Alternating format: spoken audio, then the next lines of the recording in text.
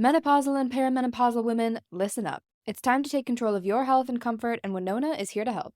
Winona is a telemedicine company for menopause care who believes that your symptoms are real, important, and deserve to be taken seriously. And for many women, this starts with hormone replacement therapy. Winona's HRT is made with plant-based, bioidentical hormones rather than synthetic ones, so it better aligns with your body to offer relief from hot flashes, weight gain, and other uncomfortable symptoms. 80% of women who use Winona find relief within just 90 days. So, what are you waiting for? Get started today. Visit buywinona.com today to start your free visit. With free shipping and the ability to pause or cancel at any time, your path to wellness has zero obligations. Use code SPRING24 at buywinona.com for 25% off your first treatment plan. That's BYWINONA.com for 25% off. Winona. Menopause care made easy. Summer is the season of hot temperatures, outdoor adventures, and refreshing water activities. Summer is also the season of rough on your feet, causing dry, cracked heels and toes. Introducing Babyfoot, the original exfoliation foot peel that contains 16 natural extracts formulated to remove dead skin cells in 3 easy steps. Apply the booties, relax for an hour, then wash your feet. In 14 days, you've got baby smooth skin and your feet have never been softer. Letting dead skin cells build up over time is hazardous to your foot health. Our professional-grade DIY products, like our original exfoliation foot peel, our men's foot peel, or our moisturizing mask, are some of the best foot care products on the market, created with your foot health in mind. Pamper yourself with a spa day from the comfort and convenience of your own home with Babyfoot. If you want a chemical-free, easy-to-use exfoliating process from the company that created the original foot peel, it's time to treat yourself to Babyfoot. Go to babyfoot.com and use the code SUMMERFEET24 and get 20% off your first order with Babyfoot. That's babyfoot.com and use the code SUMMERFEET24.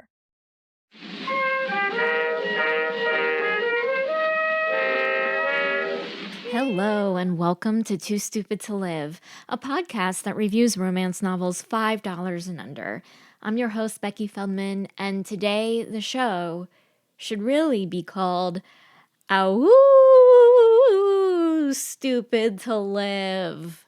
You like that? Because I sure don't.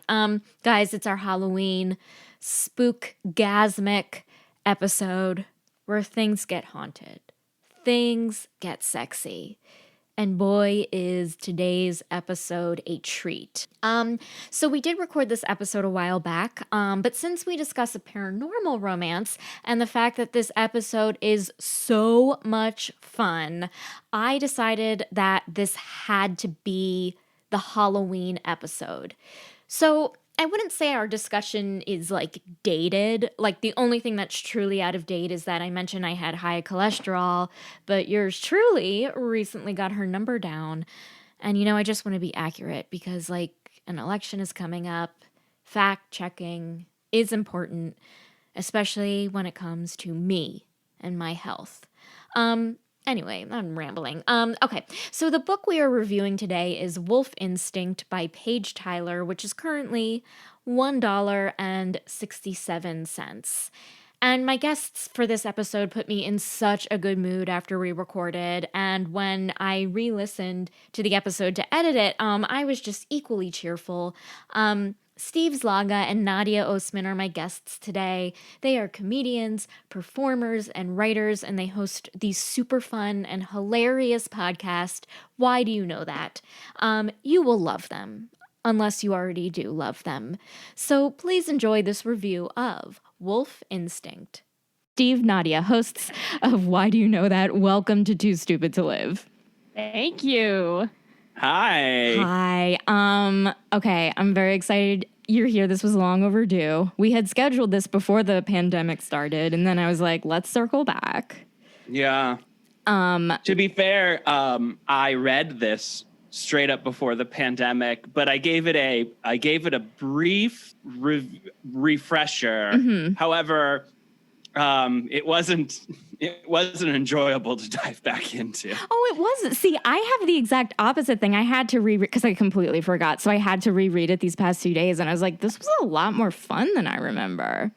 I think because when you're rereading it, you can go a little bit faster through it. Mm-hmm. So on your reread, you're not as bothered that like 100 pages in, like a total of 2 things have happened. Right. Totally. Yeah. For sure. And like, there were still like some like plot holes that bother me. But anyway, before we get talking about the book, I want to know, have you guys ever read a romance novel before this book? I don't think I have, but my grandmother, bless her soul, was a massive romance novel fan. Mm-hmm. Like, she had a side patio that was just her library that was stocked full of like library sale books, these like 50 cents romance paperbacks, and just like tons and tons and tons of covers of shirtless men and almost shirtless ladies with their bosoms just like pressed up very bodaciously. And so I remember like perusing a couple of them as a kid, but then I was like, nah, nuts to this. This is boring. Right. Yeah. Steve? Nope. My mom read a lot of Danielle Steele books, and I remember having like a bookshelf with like lots of books. Like I remember the V.C. Andrews books kind of had those little peekaboo windows. If you grew up at a certain era, and your mom read a certain type of books, you remember the V.C. Andrews Flowers in the Attic peekaboo windows where there'd be like a house and then like a little kid in the window, and then you open it up and you see like more inside the house. But I never read them. Not until I was an adult did I find out that it was about like siblings doing it with each other. It's just like, on my bookshelf, and I was just like, fun covers. Like, there's a lot of like sexual books or romance novels that you don't realize until much older. Oh, that's what that is. It's smut. You don't realize that, like, you know, it's legal that smut. Our grandmas were reading smut. Did you say legal smut? It's legal smut. Porn's legal too, Nadia. I mean, depending on where you're getting it, I'm sure. Okay. Fair point. Like in the 90s, you would have to go to a special shop. Right. If you're a Zoomer out there, maybe you don't know about this, but you would have to go to an adult bookstore, and you'd have to be of a certain age. You couldn't just be, say, a curious 13-year-old who is like, hey, I want to go inside the sex shop, the adult bookstore. You have to be 18 or 21 or something, depending, I guess, on the state that you're in. So then you're just like, okay, well, I'm 13. I guess I'll read a V.C. Andrews book and just be fucked up for life. Oh, this is how normal people do things with their bodies. I know. And it's like, especially with their siblings. Yeah. It's like, oh, is this what? It's like those books I call shower books because like they're good, but you need to take a shower afterwards. Like, I just feel like I need to be cleansed of this like fucked up, not even this like the incest stuff, but just like weird, like evil moms who are just like, I'm going to send you to a mental institution. And it's like, what? Like, this is your terrible mom. Yeah. Moms are so quick to be like, I've had one problem with you. Goodbye. Yeah. I believe the man I just met over my children. Yeah. And then I'm so hungry for love. There's also I'm selling you. Like, they go to a kid, like, I'm selling you away. And it's like, what? Like, to what? You're selling them to your dad. Like, and what are you going to make them? What are they going to do? Like, I don't get it. Just be collected, I guess. I don't know, but if you haven't seen the recent Lifetime movie version of Flowers in the Attic with Heather, it's great. Oh, yes. That one's Lifetime knows I saw what they're parts doing. of it. Yeah. Did you guys see the Heaven series or the Heaven series? What is it? It's like it's like 5 V.C. Andrews' books. Like, it's a whole series. I think it's called Heaven or Angel or something. But Jason Priestley plays a great grandfather in it, and he's like 47 or something. It is they were so good. Oh, the V.C. Andrews Castile family movie series event. Yeah, it was an event. It was 5 weeks of the Castile series movies. Yeah. Each book. It was so good. It follows Heaven Castile. Mm-hmm. Her name's Heaven. Yeah. Her name's Heaven. Her name is Heaven. Isn't Castillo? No, or Castillo is Spanish for castle. Yeah. Am I crazy? This is just her name. Heaven Castle. I mean, her name is just Castle misspelled. Her name is Casteel, Casteel. It is Castle with, an extra E. Forget what I said. I was trying to make it fancy. No. Oh, no. This is not VC this movie Andrews. series event. Nothing's fancy. Oh my God. Wait, anyway, it was so good. And I have to say, like, it was some of the best acting I've ever seen on TV because all of the actors kind of knew it was like a VC Andrews thing. And it's like, they got it. They nailed it. Like they purposely did like bad heightened acting. I highly recommend it. I love that. I love when like good actors are good at like knowing what the material is. Yes. And doing that the best. Mm-hmm. Absolutely. Yeah. Okay. So, listen, I think we should talk about this amazing book we read. Please. So the book that we reviewed is called Wolf Instinct. It is written by Paige Tyler. It's part of the series SWAT, Special Wolf Alpha Team. And this book was $1.67. So here's a quick synopsis. Okay. Two forces to be reckoned with arrive in LA, each with a case to solve. The brave, kick-ass, and lover of French fries, FBI agent Alyssa Carson, is searching for missing girls. And the charming, hunky, and lover of all foods, wolf shifter Zane Kendrick, is trying to find the werewolf hunter that attacked his pack. But when their cases intertwine, these two intertwine, and not just over a meal.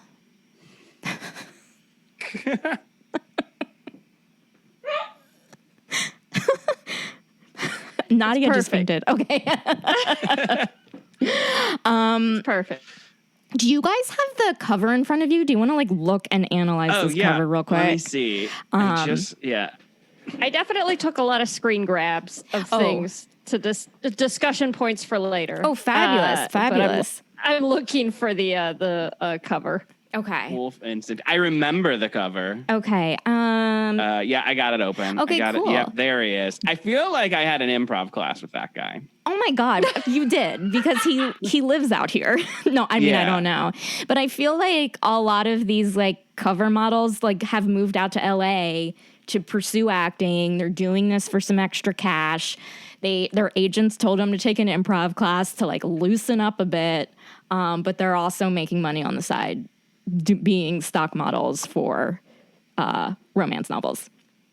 Yeah, I also have friends who make their money doing audiobook recordings for books like this. The thing I looked to see if like I knew the person who did the audiobook, and then I was like, well, I'll just have a friend read it to me. But unfortunately, I couldn't figure it out. Oh, I'm sorry. You guys can do that if you go to acx.com, you can sign up and read people's weird ass erotica.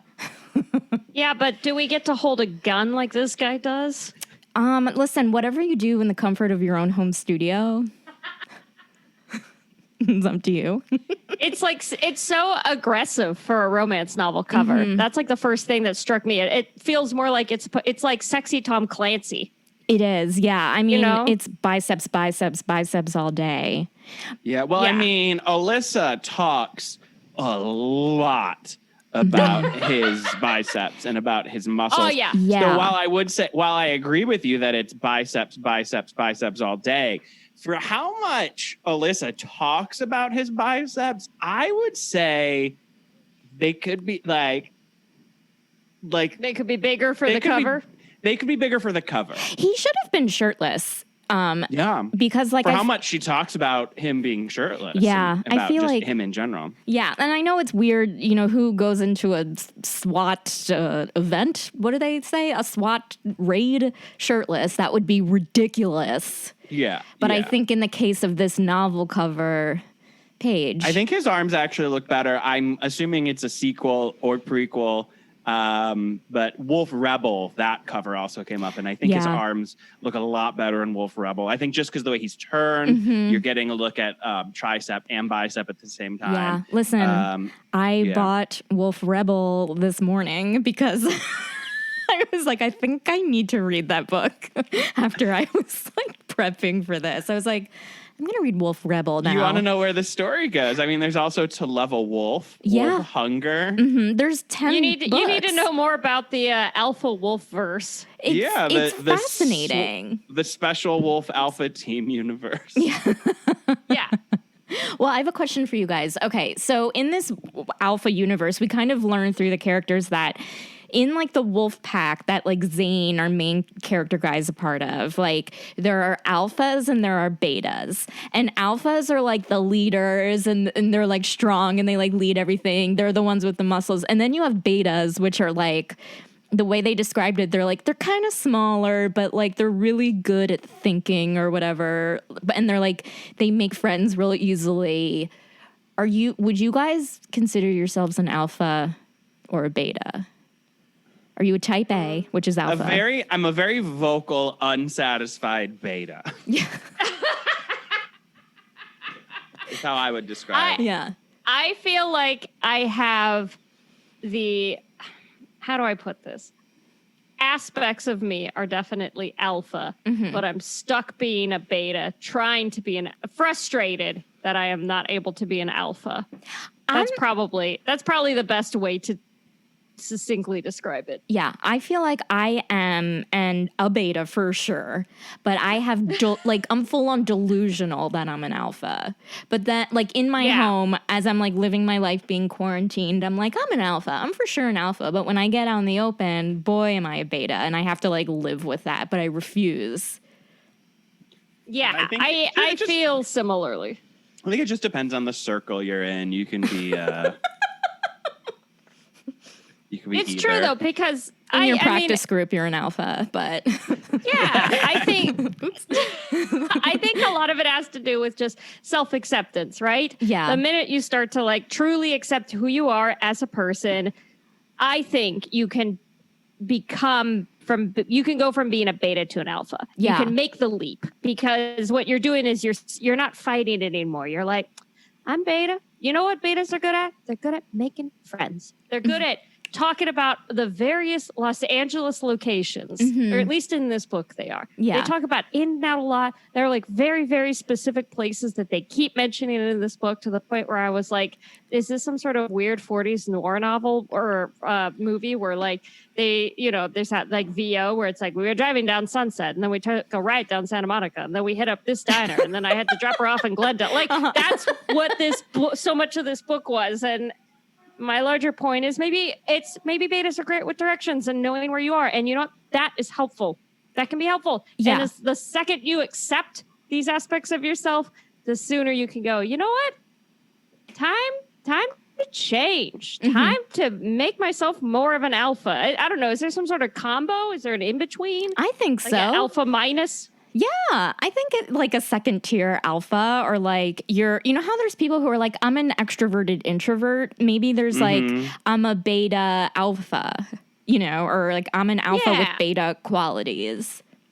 Yeah. I'm actually gonna say no, because these people are only because what we're talking about are wolves. These are half animal people. Sure. And so when you think about like alphas and betas and like the pack mentality, the answer is just simply no. Okay. So I would say that in terms of like a pack of werewolves, maybe as humans, sure. Look, we've all got levels. We're all layered onions, like Shrek says. But in terms of like once the wolf instinct, if you will, takes over, I'd say that they are alphas and they are betas. Sure. I hear you. And within that. This world, within the world of werewolves. Sure. I think within like social stratospheres, sure, sometimes we can be a beta plus, sometimes we can be an alpha minus. Maybe, I know people that are straight up, zetas, but I don't even know that. But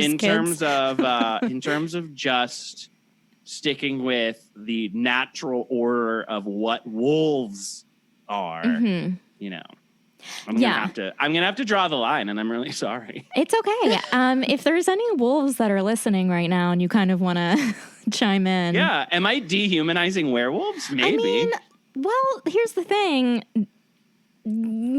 it's hard to dehumanize something that's not entirely human, you know? That's true, not that I feel like by me saying that I'm dehumanizing, but you know, it's hard. I can't be a spokesperson for the wolf shifters out there. Nor should you have to be. Yeah. And This book should have been written more clearly, and then we wouldn't be having this discussion. Fair point. Yes. A quick question, though. If there are wolves listening, do we feel like this is good werewolf representation? Like, do we feel like if a werewolf would be insulted by this? I don't would think they be so. like, yeah, it is like that? I absolutely don't. I feel like werewolves will be like, yep, this is it. I think Same. like, yeah. How sexy they're written. Yep, I'm cut. Yep, I can just fuck all night. Yeah. I eat what I want. And it's like, I have my family and friends. I'm fiercely loyal. I'm a good person. I believe in what is right. I think they're like, this is like a really good depiction of our world. Yeah. Okay. Yeah. I think we overcome. I think so. We overcome our stuff with the help of our pack. We find our loves. We all have our one true love. Yep, it's all accurate. Yeah. Okay. So in this story, we have Zane. We have Alyssa. Alyssa, boy, does she love French fries. Can we just like when we meet her, it is It is always French fries. She talks about like they eat in this book. They eat. They eat, and they eat In-N-Out Burger specifically numerous times So to the much. point where I'm like, does this author know any other restaurants in the greater Los Angeles area?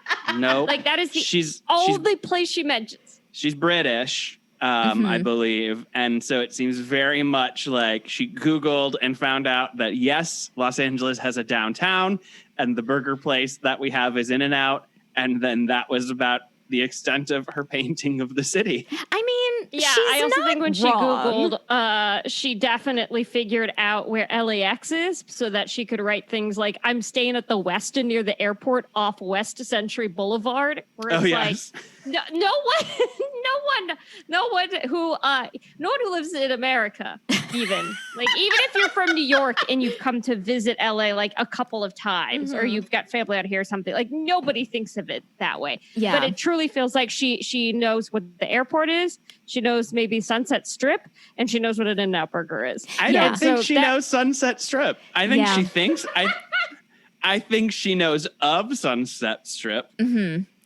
Yeah. Yeah. I feel She like definitely knows LAX, though. That is something that gets brought up a lot.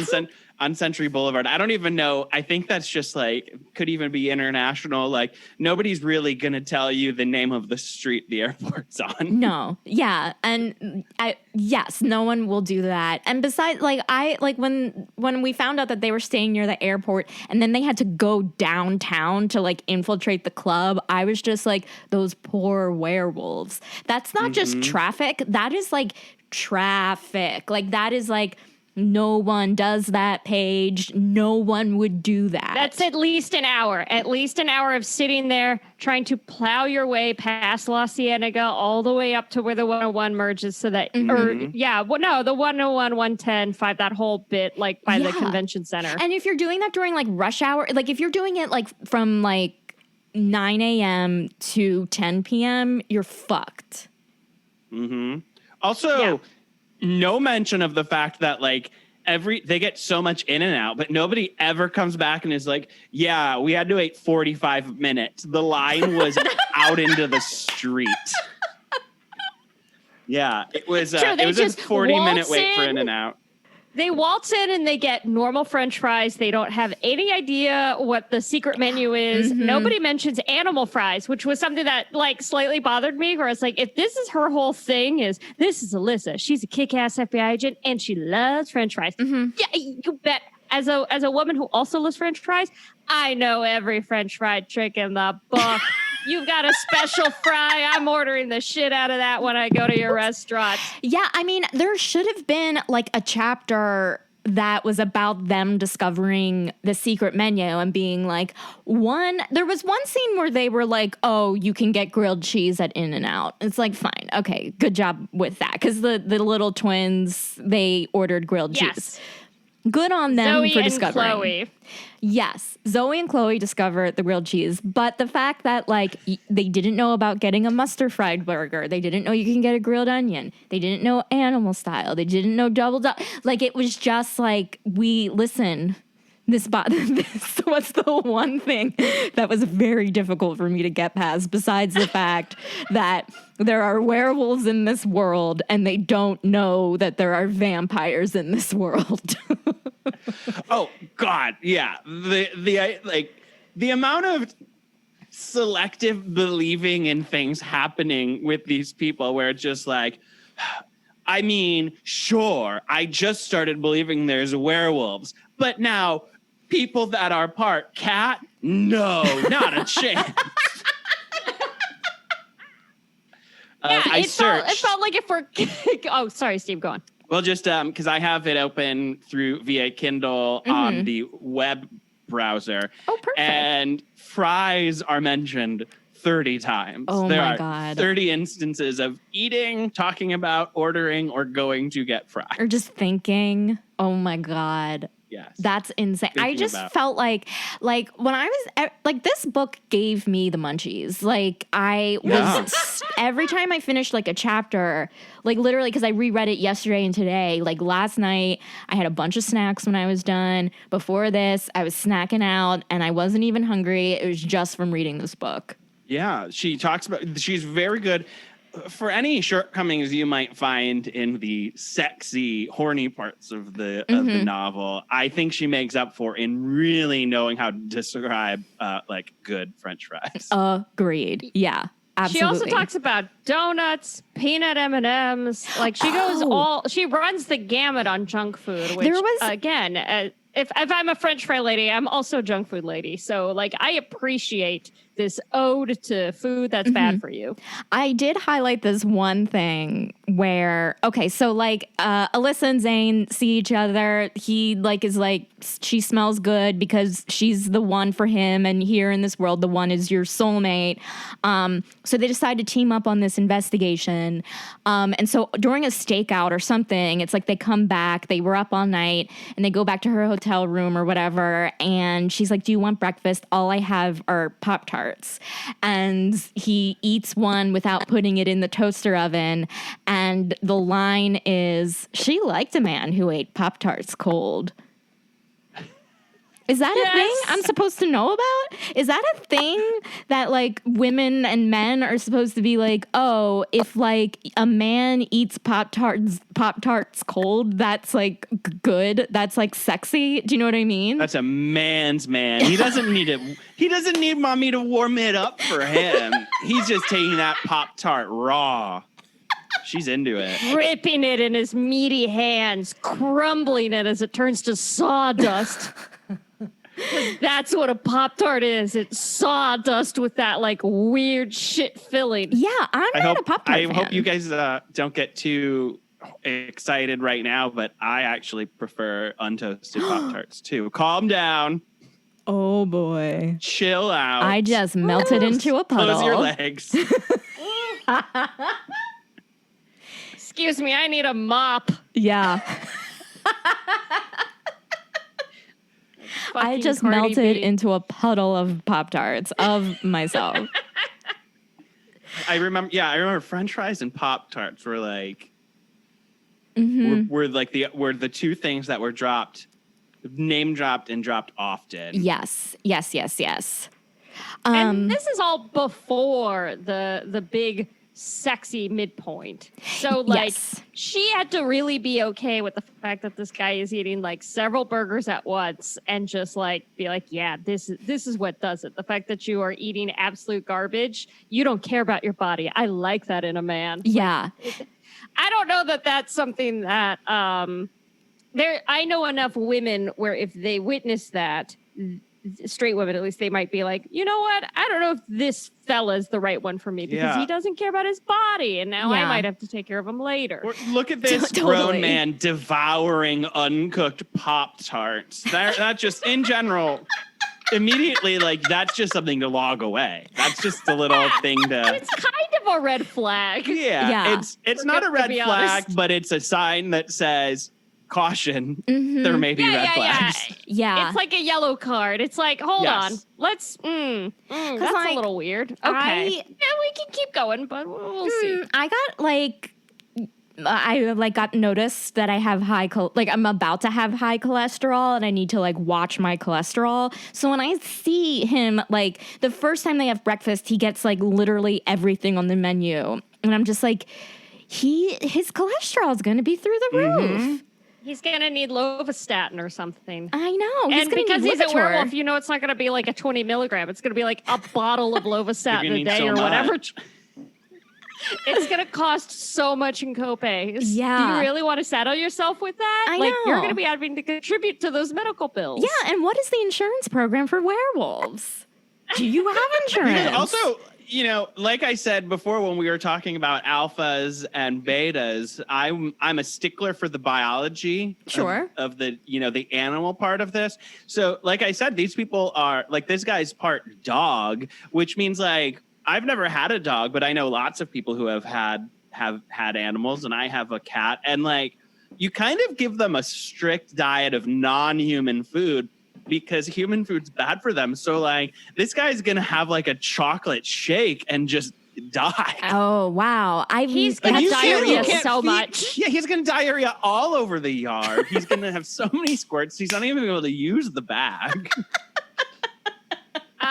I dog sat for a mutual friend of all of ours once, and they had warned me, it's weird. This dog isn't much of an eater, and they might be nervous when we're gone. So if you feel like they're not eating, just sprinkle the tiniest bit of cheese, and then that'll get them going. So I did that because the dog was I don't know, where are mom and dad? I was like, okay, I'll sprinkle a teeny bit of cheese. And 3 a.m., they woke me up barking and came to the edge of the bed, and I turned on the light, and they knew they had fucked up, and I walked out, and they had just shit all over the rug.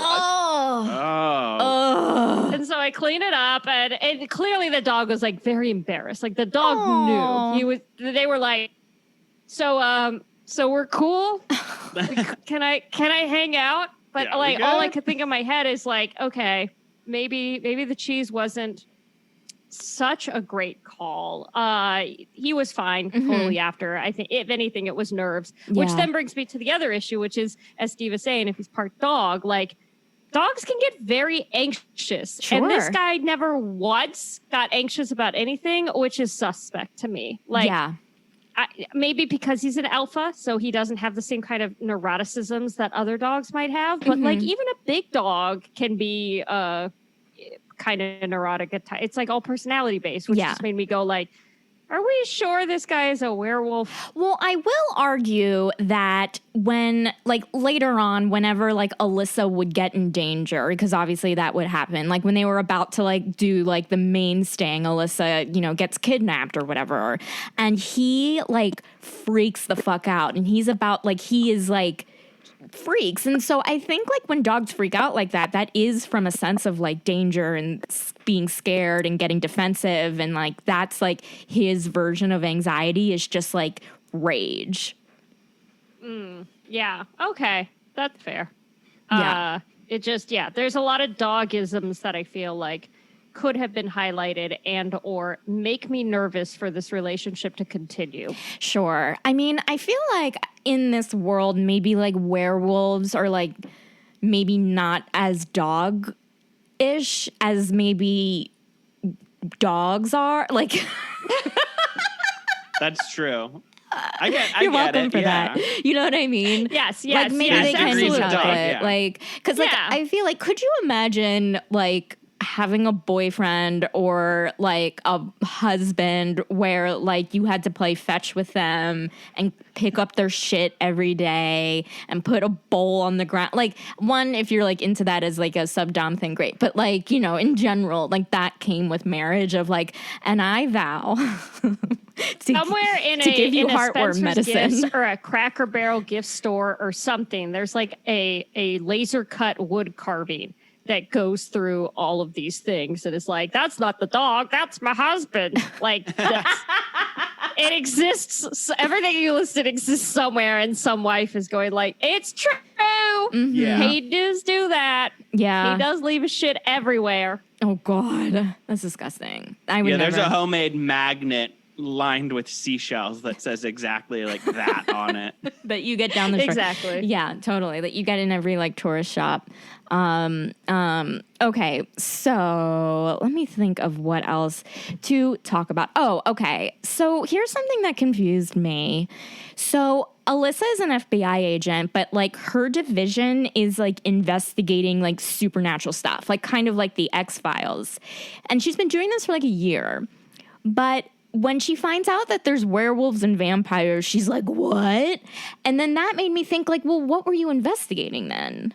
Yeah, and also like her job is so secret that she seems to only know her boss. Yeah, and is not allowed to have any information. And her boss is like, it's very weird that like she's so dedicated to this job, but she doesn't even seem to know what her job is beyond like I go where the case needs me. Right. Yeah, and it's like what clues do you have? Yeah. Did anyone else feel her boss at said job, I thought for sure was like in on it because there was so little information and this woman just kind of popped in and out of the story and just seemed to like always be there when needed and then otherwise not there. It was like, oh, the twist is that Alyssa's boss is like orchestrated all this, but alas, just a good boss doing her job and being nice. Yeah. I also thought it was going in that direction. And I wouldn't say I was disappointed that it didn't, but I would say I was disappointed that maybe more didn't happen there. Or maybe it's just that Alyssa, like you pointed out, the idea that Alyssa would be somebody who is actively involved in a department that is supposed to be investigating supernatural crimes, and yet she seems to have absolutely zero knowledge of the supernatural. Right. Yeah. And like, I think you're right. Like, I felt like for a book like this, there was no like surprise twist. It was just like we knew who the evil person was and they defeated it. There was no like, oh, the real killer was underneath your nose the whole time. There was like nothing like that. And granted, people read this for the boning, I get that. But like, I wanted like a no. And there wasn't. I feel like they thought that they were giving surprise twists. Like Alyssa seemed to get very surprised often, like, oh, he's a werewolf. Oh, and he heals in a different way. And there's like I feel like Alyssa kept getting hit with fake surprises that we were just like, anybody whose brain can go, if that, what else, would not be. Once you've said werewolf, like everything else, you shouldn't be surprised by anymore, Alyssa. Right. It's kind of like, well, I guess, yeah. Yeah. Yeah, just go with it, Alyssa. Just, expand your mind a little bit. Yeah. I will say she kind of came around a little fast where, like, she was like, oh, okay, I mean, I still love you. You know what I mean? Like, when she finds out, like, there's, like, no question.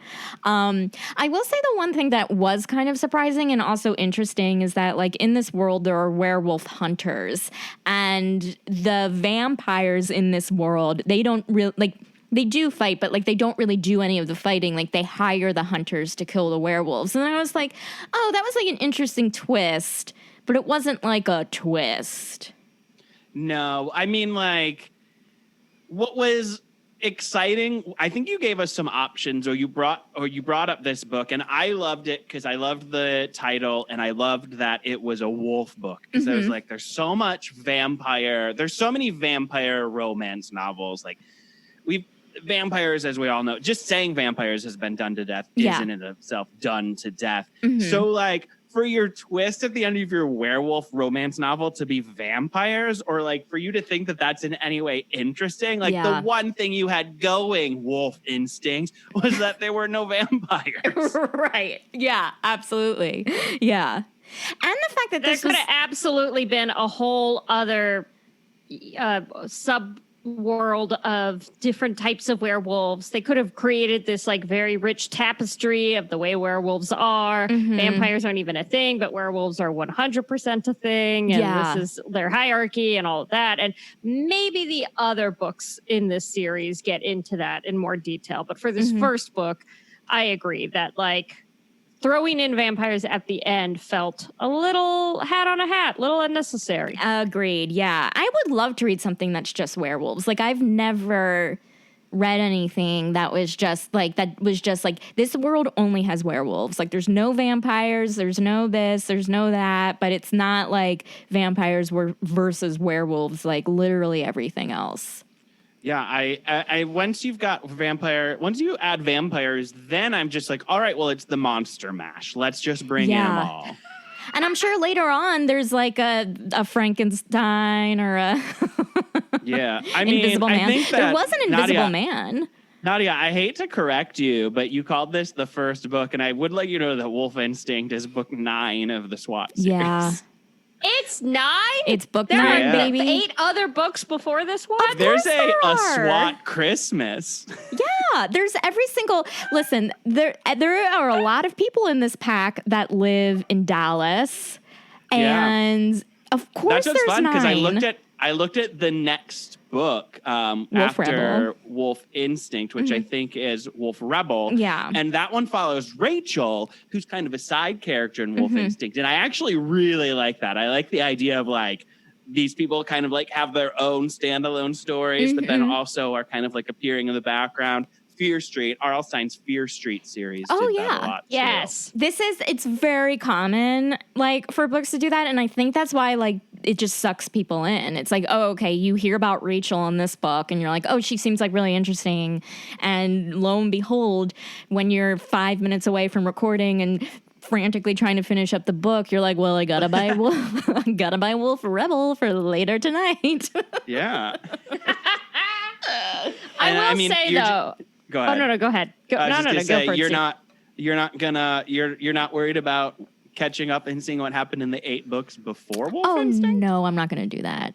I feel like they're all, you can read them all alone, you know what I mean? So, or they're standalone. So it's like, I don't know. I'm like, I just want to know about Rachel. And if something comes up in that Rachel book, maybe I'll read it. But and Rachel was pretty undeveloped. So I'm excited to kind of see what they can do with her. Cause she was kind of just like mad. Yeah. It's like she's been through some shit and she can't sleep. Do you think Rachel will end up saying bloody hell as often as Zane did? Because Zane said bloody hell a lot. And I was always under the impression that was like the British to American equivalent would be like if British people were trying to make fun of Americans saying like, howdy, partner. Like that. Like to me, if a person in America says like bloody hell, like we're doing a bad imitation of British people. Sure. Now, I could be totally wrong. This could be a thing that is said all the time, but it feels a little overdone. And the fact that he said it so many times, I was like, but why? Yeah. I mean, knowing that the author is from England or adjacent, I guess I'd have to defer that is how often they say it because she's from there. Yes. Yeah. But I'm with you. It was just a lot. It threw me off. Maybe because I was reading it. Yeah. Was Zane American? No, he's British. No. He's British. Yeah. He's British to the point where he says something along the lines of, what was the quote? It's I'm not a detective. I'm SWAT. The clever part is due purely to my British DNA. Yeah. That's right. There are unclever British people. Come on. It's not a DNA thing. Do you know what DNA is, Paige? That's not what determines clever. I mean, she is the author of Wolf Instinct, the SWAT series. So she has an idea of DNA. And DNA is different in this world because Wolf DNA you know is what? interesting. You're right. You know what? Yeah. I take it back. I take it back. I apologize. I wasn't thinking that through. I was thinking it in terms of the DNA that I know from our world, not the DNA that's in this world. Understandable. Disregard what I've said. Understandable. And instead, just take to heart the part where he says, what? You ever heard of Sherlock Holmes? Being clever is in my blood. Because that's the thing that we all know about Sherlock Holmes is that he's clever. Yeah. Yes. I kind of wanted her to like retort, like, ever hear of Nancy Drew? I'm clever too.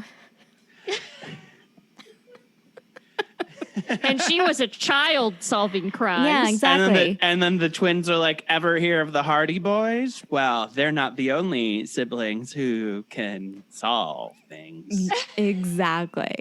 And then like Rachel's like, okay, we get it. We're all smart here. We all gonna solve things. Let's just That's bring Rachel, up, yeah.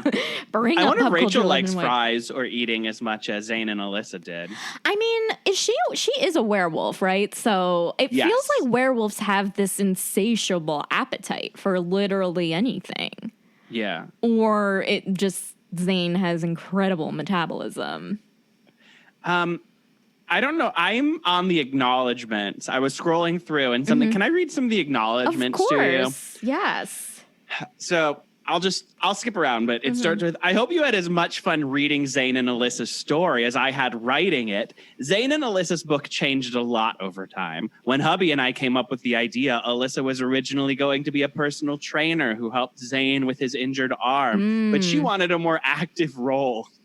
The character speaks to her. Yeah. Which is why she became a kick-butt FBI agent. Then vampires showed up. Totally didn't see that coming. So look, even Paige was surprised by the inclusion of vampires. Sure. But you really just have to... and a special shout out to my real life friend, Alyssa, for inspiring the heroine. Then I want to skip ahead to...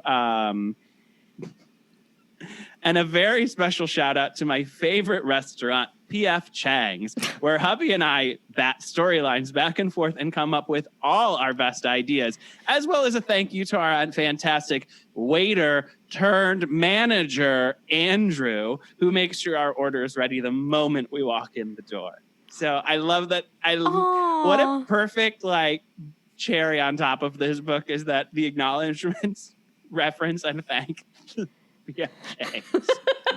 And that specific that waiter. if she loved P.F. Chang's that much, that would be the place that they go to. They'd be constantly eating Chinese food or some sort of Asian food, as opposed to, and I mean, I'm going to put Chinese food in real big quotes here because that's P.F. Chang's is this Americanized thing. But the choice to go burger over this other more specific thing, I don't know. It would have been a very different book. Very LA. Yeah, that's true. If you read a book where they're going to In-N-Out so much, it's an LA story. P.F. Chang's, they've got those, Yeah, they got those anywhere. Good point. That's more of a nationwide chain as opposed to In-N-Out, which is exclusively on the West Coast. Yeah. That's so touching that she thanked the manager / waiter at P.F. Chang's. That's very sweet. I don't know why it really is. This whole series wouldn't be possible without very incredible people. In addition to another big thank you to my hubby for all his help with the action scenes and military jargon. Great. I'm glad that they're working together. That's the sign of a good marriage. You know what I mean? You and your hubby working out plot points, getting the right information you need to build this world. Beautiful. Yeah. You're I don't know. I'm really stuck on chapter 7, and then you're like, you know what? Let's go down and get some cream cheese wontons and some sort of spicy shrimp dish. That's a seasonal thing. End it with that chocolate cake for some reason. Waiter turned manager comes in and he's like, you guys got it. And then you spend the next couple hours over a few refills of Diet Coke trying to solve that. And then guess what? Next thing you know, you're like, I know how to start this again. Yeah. I know how to start this. We're going to add a prologue. And in the prologue, he's going to say, we have to keep moving or they're going to cut off our escape route. Oh, man. I love it. The prologue. I'm teasing, but I'm teasing with love because I love when couples can creatively work together or when one part of a partnership will thank another person in the partnership for helping inspire them or motivate them. And it's nice. It's a nice thing. Agreed. I mean, it's funny that she's, talking about how he helped with all of this military and technical jargon when it's like, wait, are you talking about that opening scene that's basically he dodged before the bullets came and jumped into a ditch as explosions around him took out fighters? Yeah. It's just it's not like there was any jargon. It was just, I mean, I feel like if her husband wasn't in the picture, she still would have figured it out. But maybe his knowledge provided her with like one less Google search of military jargon, which, you know, that's kind of pretty good. Yeah. That's true. Yeah. You know, why shit on it? They're working together. They're, you know, she probably wrote a lot of Zayn. She probably wrote a lot of him into Zayn. Sure, I bet. And then if so, she's a lucky gal, because I'm a fan of Zayn. I liked him. I like both of them. I thought they were both great characters. They're very fun. Zayn definitely has like a specific Gerard Butlery vibe to him. Yeah. And she has a very like early O Sandra Bullock.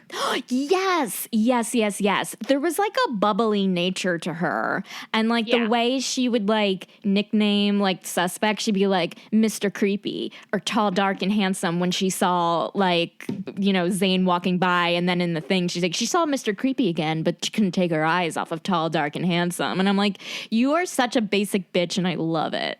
Yeah, Mr. Creepy. Like Mr. Creepy was the A choice. There was never like, what are other interesting, creative, and unique things I can call this person? Yeah. Mr. Creepy is just what we're going with. Should I consider alliteration? Should I make something up? Should I consult a thesaurus? Absolutely not. We're going with Mr. Creepy. End of story. Listen, yeah. And I was okay with it because she was just like so sure of who she is. And I was like, that's more than I can say for myself. Like if I were like on an FBI agent trying to find a suspect and I like gave them a nickname, I would spend more time trying to come up with like the list of a perfect nickname than like stop him from killing someone. That is such a good point. You're right. I would be the same way. I'd be like, oh gosh, I mean, he's kind of got a gray kind of sullen face. Is it like skull face or like no? Because then people will think they're looking for a skull face, and he only kind of has a vibe of that. God, I don't know. We know he was last seen around Baltimore, but should we go with Baltimore or Maryland or Potomac? Like which of these is gonna like what can more see? Hey, can you get more coffee? We're going to be here all night trying to figure this name out.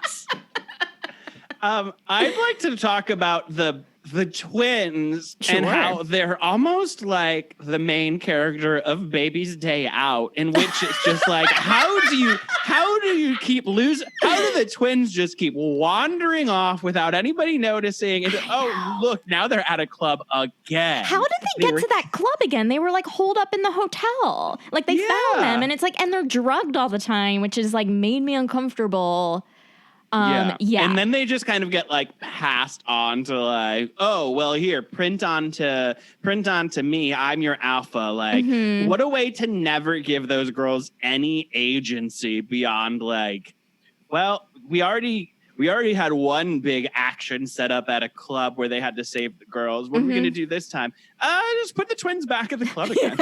New club, different club downtown. Club. Yeah, the twins are there, and they never explain it. They're just like, oh. What are they doing here? Yeah. It's like, how did they get there? They were put up in a hotel, like, bought by the FBI. And it's like, how did you get out? Didn't you have, like, FBI guards and shit? And this is real catch me werewolf, if you can shit. Truly, because it's like, if your werewolf instincts have brought you to Los Angeles because biologically something in you is saying that there's an alpha here for you, isn't there some sort of instinct that kicks in that's like, stop going to clubs. Yeah. Like, this seems dangerous. And another thing, like, I understand that these are two young women who are like, you know, we want to party the night away. Why not? But like, how many clubs can one go to in just 1 week? Yeah. Like, even when I was younger, going to a club was like a very expensive event. It required a lot of prep time. You had to get yourself dolled up. You needed a lot of money. You needed cash for the bar, cash to get in, cash for the cover.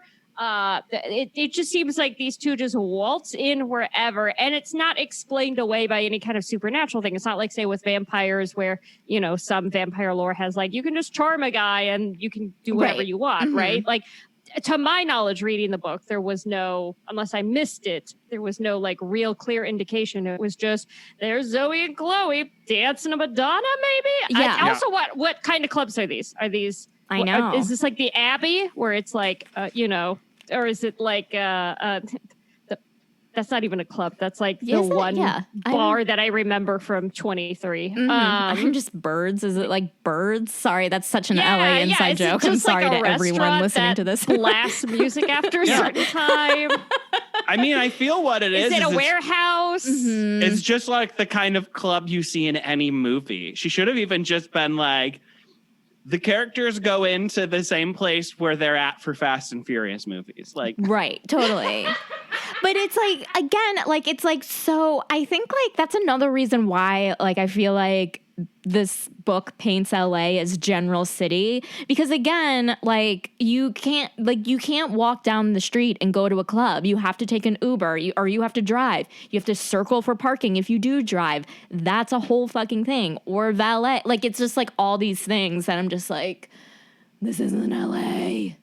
And there's a difference between bars and clubs. And when I was younger, I went to a lot of bars, but I didn't go to very many clubs because clubs have that extra cost of like having to wait in a line to go inside to go dance.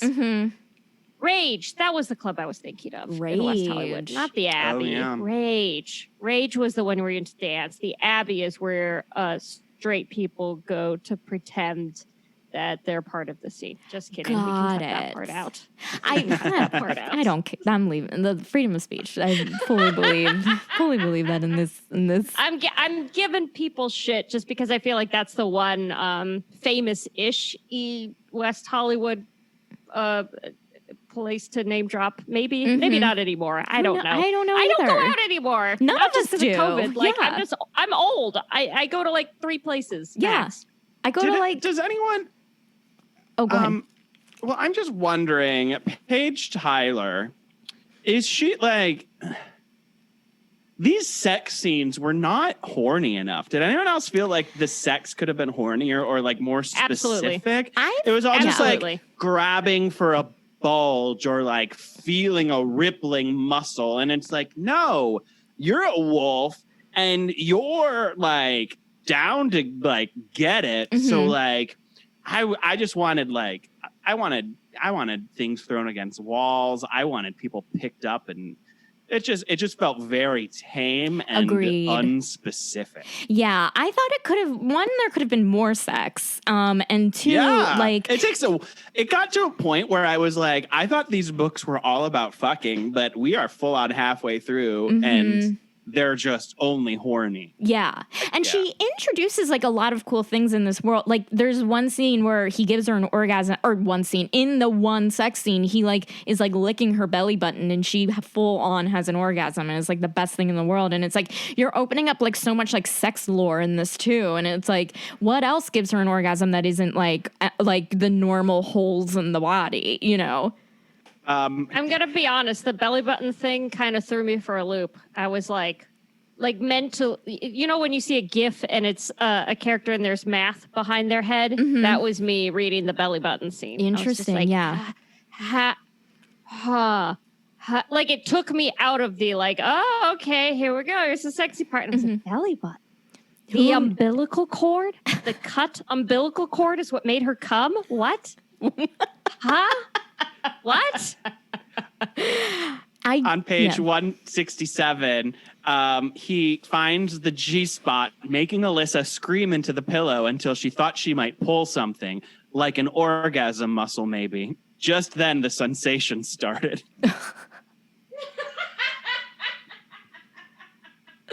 Just then.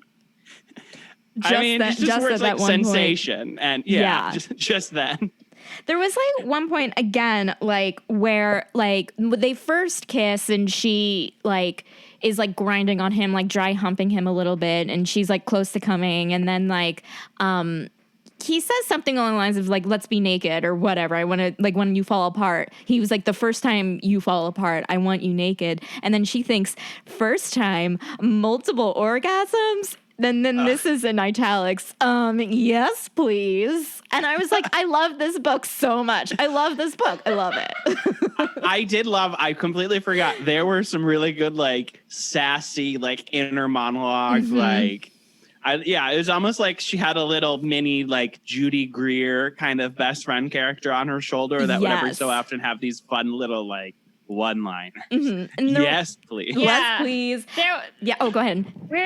There was one where it was like part of her wanted to hug him and another part wanted to bang him like a cheap screen door. Yes. Wait, there was another one. What a metaphor and or simile. Which one is it? I mean, simile? I think it's a simile because I think if it's like or as, it's a simile. Look, listen, doesn't matter. It's just beautiful writing. I feel like there was here was one. So again, it's the one sex scene and he finally reveals his cock. It's the most beautiful thing she's ever seen. And this is, Alyssa was up on her knees and wiggling toward the edge of the bed before she took another breath, eager to get her hands on all of him, not just his cock. She wasn't that shallow. What does shallow mean? They're in the middle of fucking. And she's like, no. I'm not here to not just for that, for all of you. What? Yeah. And it's like, so wait, what? But like, I mean, that's a funny thing. Like, I feel like it's something I would say when stoned and like it would make people laugh because it would make no sense. They'd be like, what the fuck is that crazy weirdo talking about? I also, the penile description felt a little lacking where it was just his cock was as well built and mouth-wateringly perfect as the rest of him. Mm-hmm. And Mouth-wateringly perfect. Yeah. Yeah, and I'm like, well, no. And again, now as somebody who, as I stated before, not somebody who's read a lot of romance books, like I would like to think that there are other books out there where there's more detail. Oh, yeah. Yeah, I want a real dick pig to be in charge of my narrative. Yeah, like, I want her to just be I want every, like, inner monologue to, like... If I were to rewrite this book, Alyssa would be so much hungrier for cock from the very beginning. Oh, sure. I might even keep her as a personal trainer so that FBI work doesn't get in the way of her fucking werewolves more. I mean, I think that's like a decent note. And like, yeah, you could do like fan fiction or write your own series about personal trainers. That's true. I could do a 50 Shades of Grey to SWAT the way that they did it with Twilight. It actually started as fan fiction. It did. For SWAT. Yeah. Yes. Exactly. It was almost embarrassing how easily he made her come. It was like he could read her mind. Oh my God, we were reading the exact same part. That's the one that made me go now, like, hold on. It's almost embarrassing. I think if you're fucking someone, you shouldn't feel embarrassed. That's the point of these books. Of course they can make her come easily. I forgot, you guys. There were things I highlighted months ago before COVID. Ooh. And one thing I highlighted was his chin glistened from her wetness, and it had to be just about the sexiest thing she'd ever seen on a man. I mean, yes. I'm into that. No. I'm here for it. That's not... Okay, first off, I don't like the word glisten. The word glisten has implications that, like... Oh, here we go. It's I don't know. It's just not the right term. Listen, to each their own. Listen. Given our recent histories and my birth control implant, I think we're safe. So please feel free to carry on with what you were doing. The smolder he threw her way was enough to make her panties sticky if they weren't already. Sticky, then he I didn't like. Pushed his... I mean, you're writing romance novels and you put panties sticky. That was a really bad adjective. There's so many other adjectives you could have used. Like sticky, I was not a fan of. Sticky is my glisten, I think. I know a lot of people don't like the word moist. Yeah. But I feel like glisten goes right up there, as does sticky in this context. I'm with Becky here. Sticky, no. Sticky just sounds like an infection. I'm like, no. Yeah. She needs fucking Monostat 3 or whatever. I know. She should not be having sex with this man. No, if you're sticky, if it's sticky, you need to go to urgent care or whatever, wherever you go. I don't know. Take some cranberry juice tablet thingies, I girl. know. You have got an infection. Probiotics. Listen. Yeah, it's like right after that where she goes, where was it? Zane pulled her into his arms when he got close enough, and she moaned at the feeling of all that warm skin next to her. And you're like, oh, okay, kind of sweet, sure. And then he let out a groan as her hand sought out his cock, and she wrapped her fingers around it. That part of his body was warm too. Yeah. Yeah. Yeah, You're a no fan. shit. That's the part that's hard and full of blood from the erection. What is wrong with this? Like, yes, not only was his body warm, his dick was also warm. What? Yeah. What, the dick was going to be ice cold? She reached down to this icicle pop of a dick. Well, like, what should it have been like? His dick was warmer. Yes. All you gotta Let's add make is that a dick little hot. ER. Yeah. Yes. I hear it was you. just also the idea of he's warm and his dick also warm. What? Yeah. It's like, yeah. Maybe a lot of people have, maybe there's some sort of cold dick syndrome. And Paige is just letting us know that that's not an issue here. Yeah. No CDS where we're at. Why be presumptive that everyone's dick is warm? Yeah. You know? It's right after that the phrase masculine yumminess happens. That's a good phrase. Good phrase. Yeah. I'm a fan of it. There was like when they did that first kiss and like the descriptions were like he growled as he like kissed her or whatever, and she's like, well, I guess I'm into guys who growl now. It's like, yes. I'm Melissa. I love French fries, pumpkin spice latte season, a nice candle, and men who growl. Yeah, why not? And a tight ponytail. Mm-hmm. And what does she watch? Game of Thrones? She's in. Doesn't she say she watches Game of Thrones or something? Something that everyone watches. Or am I like going crazy? Yeah. No, I believe it. Yeah. I believe that this writer would write that she watches Game of Thrones. She was practically hyperventilating by the time he reached her breasts, her nipples screaming for attention. Even with the soft material of her bra in the way, Zane didn't disappoint. His strong fingers found her already hardened nipple and squeezed it to an even stiffer point. It's so good. Yeah. Just so specific. An even stiffer point. Yeah. Even with the soft material of her bra in the way, Zane did not disappoint when her nipples were screaming for attention. So, Yes. just the specific of the soft bra material, you know? Yeah. It's good specifics. I mean, Paige had an option to just not bring up that there was bra material or whether or not she was wearing a bra at that point. And, you know, there's a choice. I feel like Alyssa could have been wearing a bralette, in my opinion, and it would have made sense. Like, Alyssa seems like the kind of girl like, I'm on the run. I'm comfortable. I can't have underwire getting in the way between me and fighting supernatural crime. I don't know how women do that. I feel like I would need an industrial strength bra. Like you know what I mean? Yes. Like what FBI agent is like, oh, I think I'm going to wear like my poorly made, like really lacy, no underwire bralette from Victoria's Secret. Like no one has that underneath their bulletproof vest. But it's, exactly. So the idea that she's like wearing soft bra material, like the only thing it could be is like a bralette. Yeah. Otherwise, that or just a bad bra. In which case, Alyssa, treat yourself. Treat yourself to a nice bra. You need it. You're making good money, I'm sure, with this FBI gig. Alyssa is definitely one of those women who has the same one bra for the past.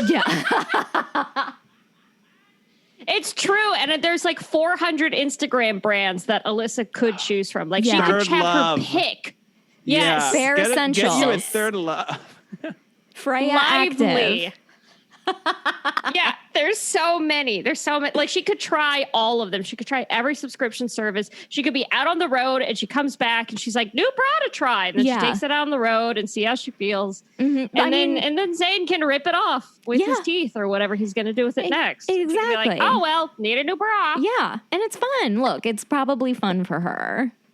Yeah, exactly. I feel bad now that I know Alyssa's the kind of woman who has the one bra for like 5 years. I know. That's her choice. Just, like, she could have more. Listen, I mean, know, like, but she's that I have kind of one. woman Yeah, she exactly. Is. Yeah. She's the woman who's like, I got this. I can handle it, which is great. But it's like, Alyssa, you got to take care of yourself, babe. You got to give yourself a little self-care. Like, can we imagine Alyssa and Zayn doing face masks together? I don't think so. Yeah, but wouldn't that be sweet? I want to. I mean, maybe in this happily ever after. I mean, she moves in with him. She moves into their to their Dallas compound. They live happily ever after. Maybe they're going to do face masks when they need to take a break from having sex all the time, which it doesn't seem like they do. No, she's going to be enjoying that firm package for Doctor Who. I think she likes Doctor Who. That's it. Yes. Yes, it was Doctor Who. Again, basic bitch, but we love her. Yeah.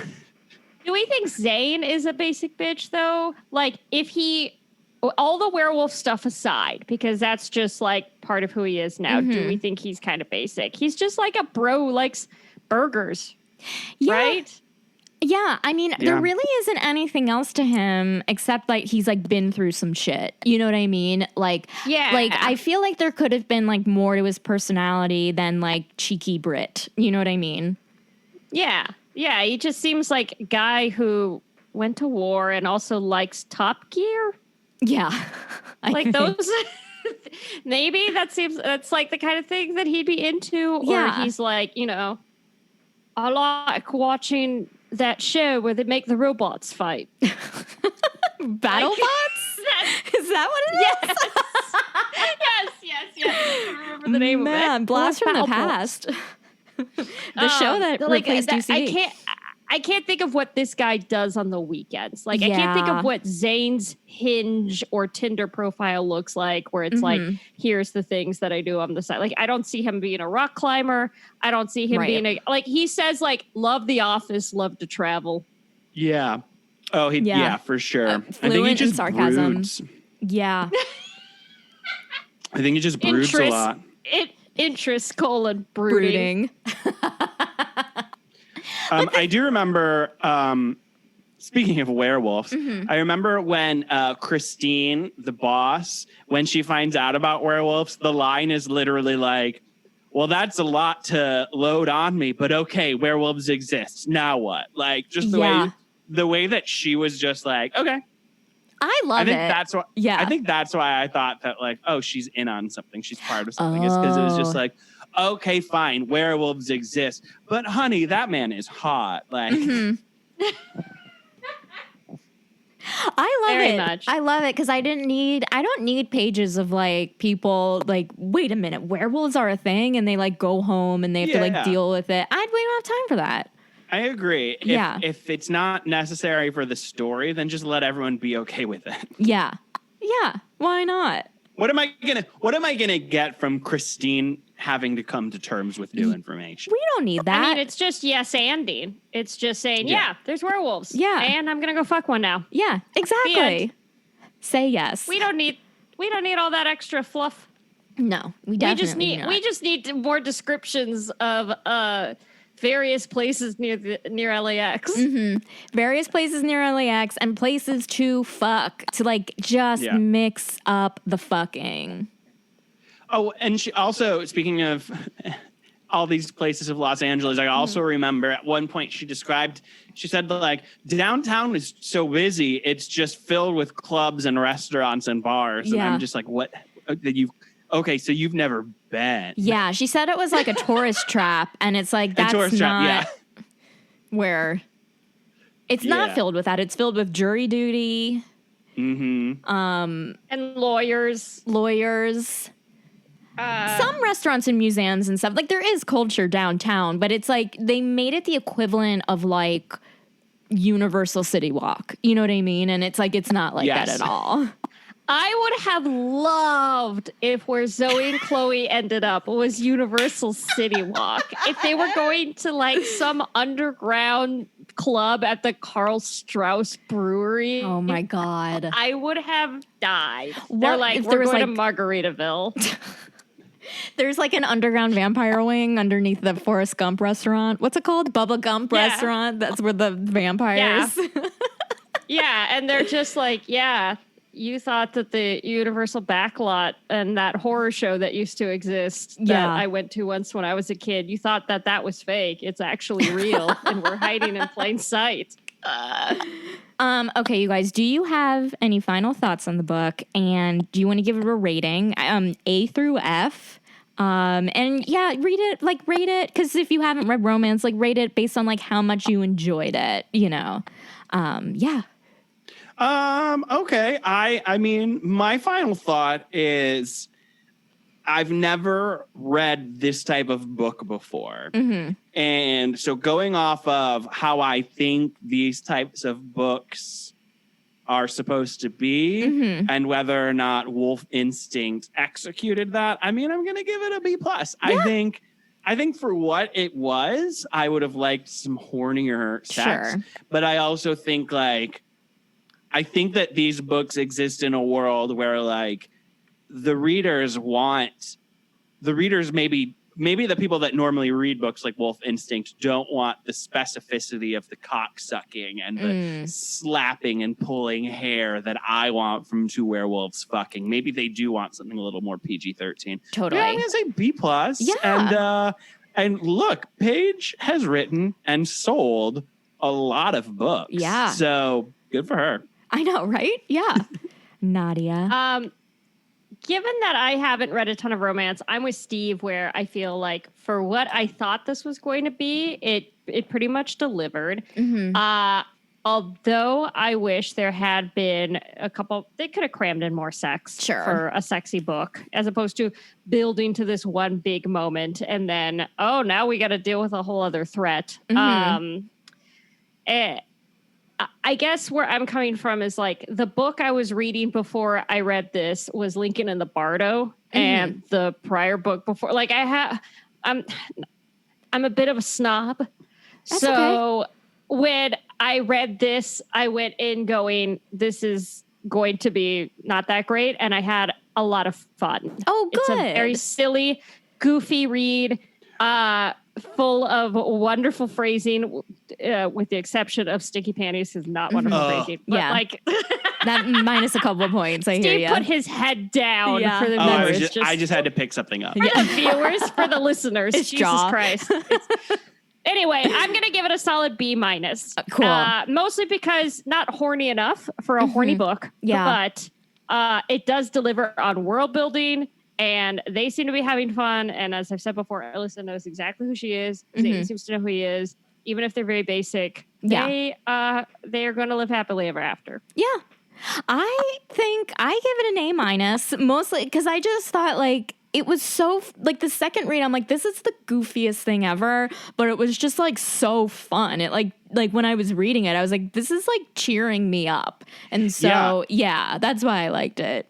It made me think of, this does not sound like a compliment, and I guess it's not, but it made me think of when I do like mentoring for young storytellers and work with fifth graders on like writing stories. And we're always like, don't judge yourself, just have confidence in your ideas and just write whatever story you want to tell, whatever comes to your mind, put it to the page.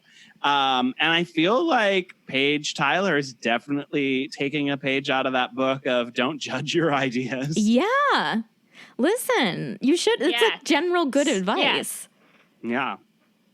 Yeah. It's a great lesson to take away and something that all of us should be applying to our lives, which is do the thing that you want to do. Everybody else be damned. Yeah. Tell the story you wish to tell. Oh. Even if it mentions In-N-Out Burger 4 billion times.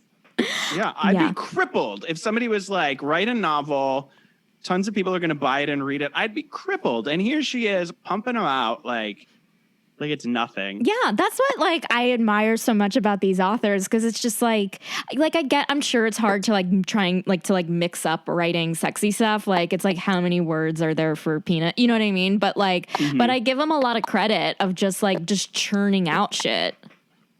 Yeah.